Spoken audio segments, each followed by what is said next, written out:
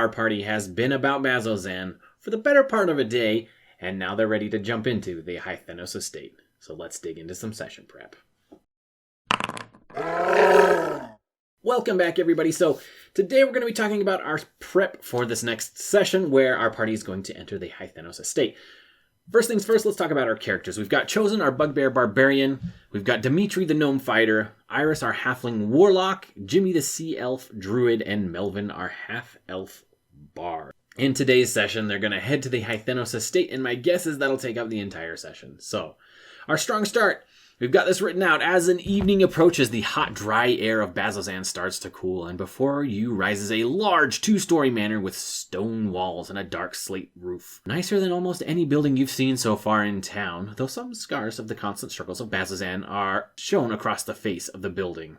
The house is a dark and red-hued dust has blown up against the walls and windows, some of which are cracked and missing panes. You approach the foot of the stairs.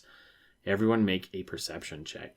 So what I'm going to do here is I'm going to have them make this perception check, and anyone who rolls high is going to get this sense that something is watching. Kind of the hairs on the back of their neck stand up.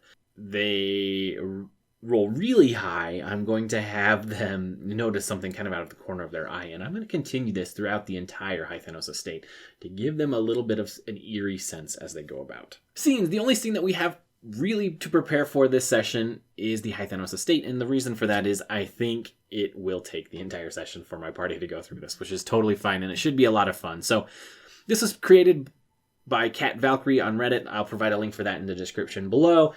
I've taken this and tweaked it a little bit so that it fits my party and my game a little bit, but let's go ahead and click on this link. This is just a location.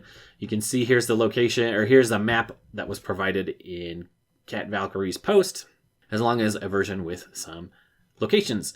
So the gist of this is the write-up down below that was provided in, I think it's a Google Doc by Cat Valkyrie. I've just pasted it in here, done some editing so that it's easy for me to understand and read, and also included some changes for my party. So the basic gist of this is, as a refresher, that Ereldra was sent on a mission by her father, Tanarin, to go and find another relic. So Tanarin is a relic hunter who's been in Bazzoxan basically since the rift to the abyss was opened, and he spent his entire life trying to find a way to close that and gathering relics in hopes of doing so. Ereldra goes on this adventure, can't find the item, comes back, and when she comes back, she is attacked in her father's home and is distressed. She goes and asks Tassan, who then asks the party to come and help. They come in, there's a bunch of different rooms in here with different things. I'm not going to go through each and every room, but some of the rooms have things that they'll need to fight. There's a rug of smothering. I've got a mimic that I've added in here. And then in room 7 is where all the relics are stored, and most of these are cursed. You can kind of read through that if you're interested. Upstairs, there's some bedrooms, the master bedroom, a bathroom, and then over here is the lab for Tanarin.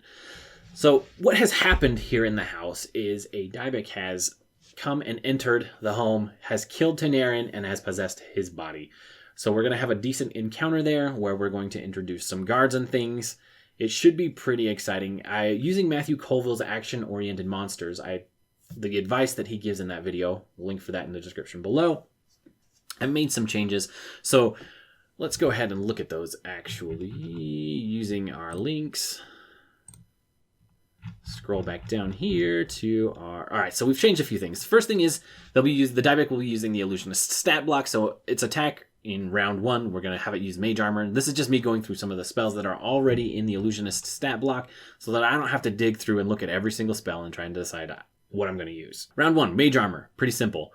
We've also given in the Illusionist a bonus action called Arise, and during its turn, it can have one corpse that is strewn about the house. There's guards and different Auroran Watch bodies that are just strewn about the house. They're going to enter the fray.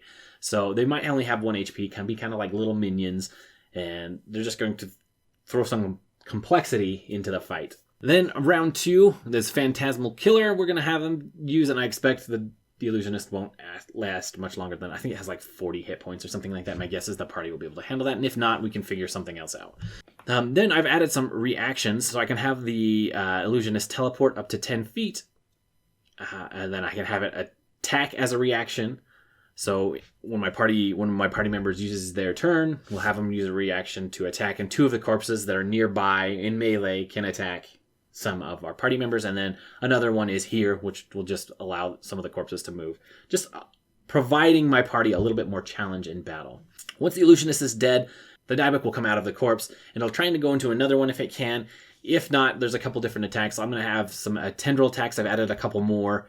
So you can see here, there's just one. I've added 2 more attacks. I've added another attack where it can speak abyssal, and then everyone has to make a save or take some psychic damage. And then I've just given it the same bonus actions and reactions as the illusionist. And we'll see how that goes. I'm hoping it challenges my party quite a bit, because I want this to feel like a boss fight, and I want them to feel like this was pretty tough. The other thing is worth noting is my party is going into this not fully rested after the Gibbering Mouther attack. So we may change this up on the fly. We're just going to have to see how things go. I don't want like a TPK, but I do want my party to be challenged quite a bit.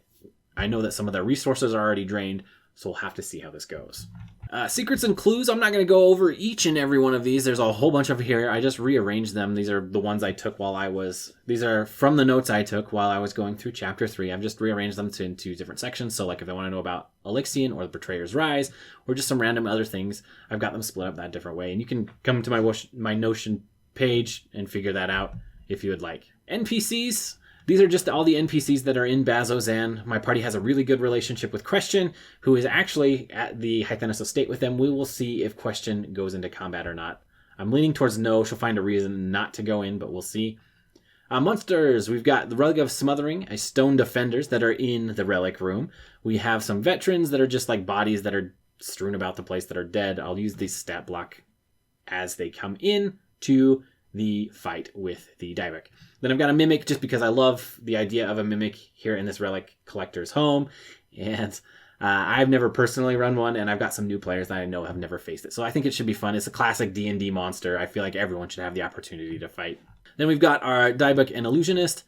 And lastly, we have our treasure. So we've got a bunch of different things that are listed in the Hythenos estate. These are all provided by Cat Valkyrie. So I've got those descriptions and little item descriptions you can print out. We'll provide a link for those in the description below as well. And that's pretty much it. I'm really excited for this. I feel like I don't have to prep a whole chapter like I did last time. It should be a lot of fun, and I'm excited to see where this goes. But that's it. Thank you guys so much for watching. I appreciate it, and we'll catch you in the next one.